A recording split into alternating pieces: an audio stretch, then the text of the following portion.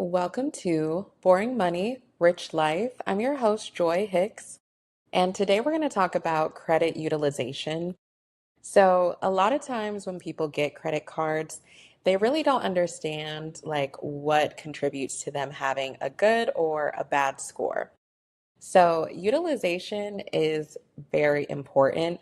It's actually one of the second most important factors when it comes to your credit score.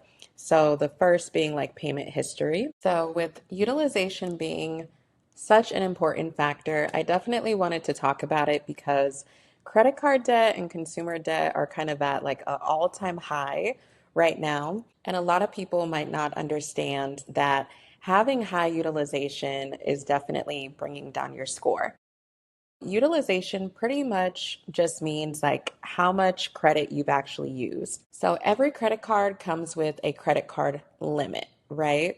So technically, if you have a $5,000 credit card, you do have a credit card that technically you could put up to $5,000 worth of purchases on that credit card.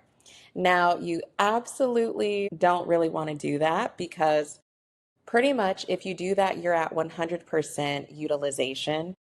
And to actually keep your credit score good, you want to have a good payment history, but it's actually recommended to have only 10% utilization if you're trying to build a really high credit score. So that would mean that that $5,000 credit card, you really only want to use like $500 of that credit card.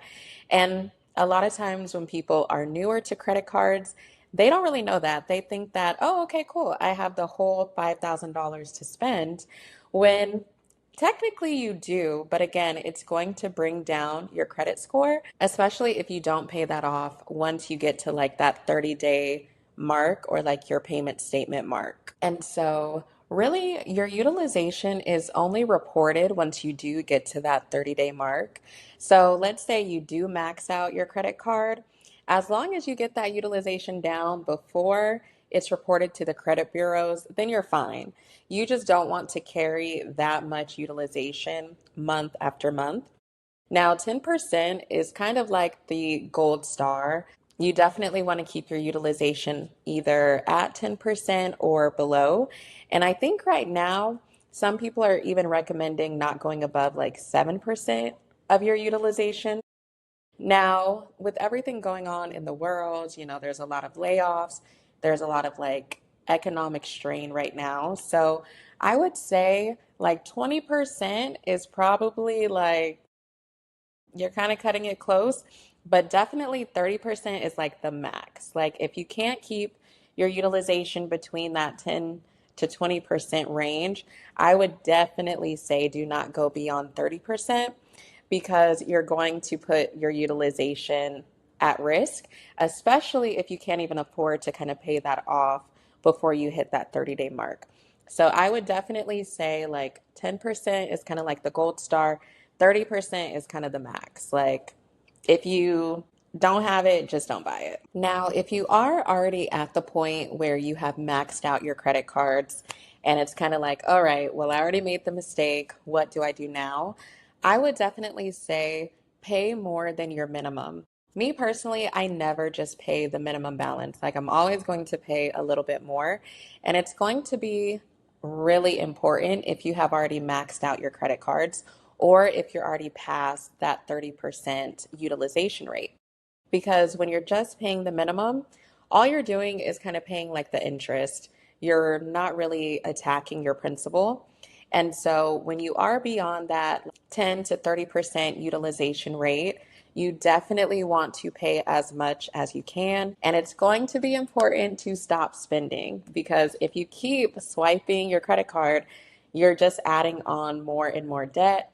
And then you're not really attacking that utilization or your principal balance. So again, if you made the mistake, already maxed it out, or you're already past, that 30% mark, just pay as much as you can pay. Like really try to focus on getting it down. And then another thing you can do, you can reach out to your credit card company to ask them to raise your limit. But I would say only do that if your spending is under control. Like if you're still kind of working your way out of a hole, do not raise your limit. But, if you're at a place where you're kind of just like in that debt repair or that credit repair stage, and all you're trying to do is kind of like increase your credit score, you can definitely reach out to them. Most credit card companies will raise your limit without doing like a hard hit on your credit.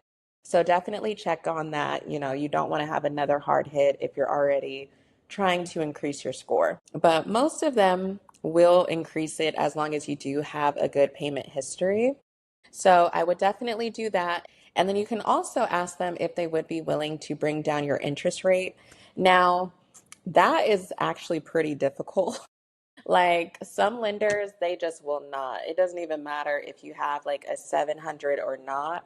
Some of them will not bring down that interest rate, but it's still worth an ask. A lot of them will definitely increase the limit because, of course, they want you to borrow more. So that's why I said only do that if your spending is under control.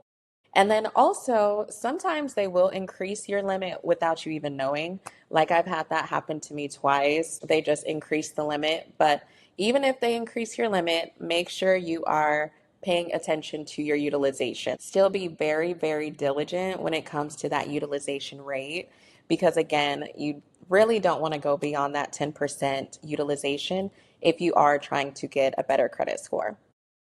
So, as always, what is one boring thing that you can do today to start fueling your rich life? Again, I'm your host, Joy Hicks. Thank you for watching and be sure to like and subscribe.